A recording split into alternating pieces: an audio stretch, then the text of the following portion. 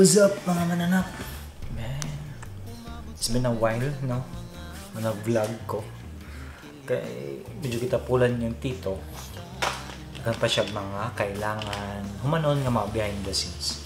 So karon, akong topic lang sa vlog is akong shoot later, which is kanang 70th birthdays. So, na-question ano lahi daw ang rate sa mga 60th pag lahi po ang rate sa mga kiddos, sa oldies and kiddos. Okay, ano mo na siya?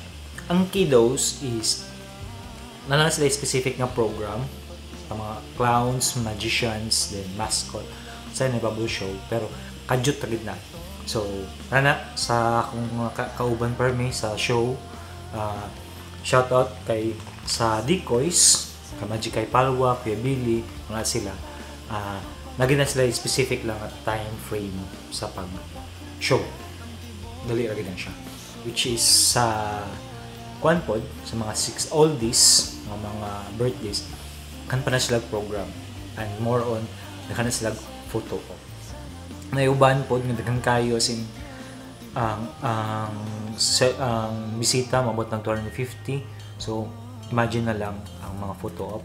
Napro na sila mga games, part 1, part 2, napayaban part 3, napo yung mga ano pa, trivias, treasures, mga gifts and everything, mga message daghan.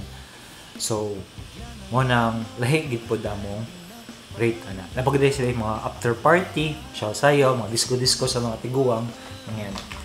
So, mo nang lahi ang among rate. So, 2025 na po.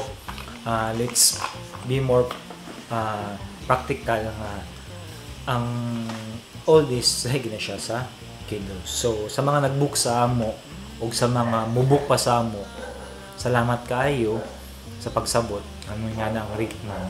And happy ko to serve you sa among pinaka the best na services. Labo na sa reply sa inyong mga concerns, reply sa inyong mga questions and answers of mga everything ba we accommodate muna mo og tarong. So sa karon mag-prepare sa ako kaya medyo hapit na ang time.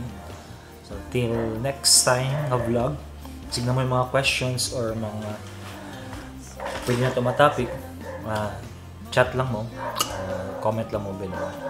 So, see you. Thank you so much. Bye-bye.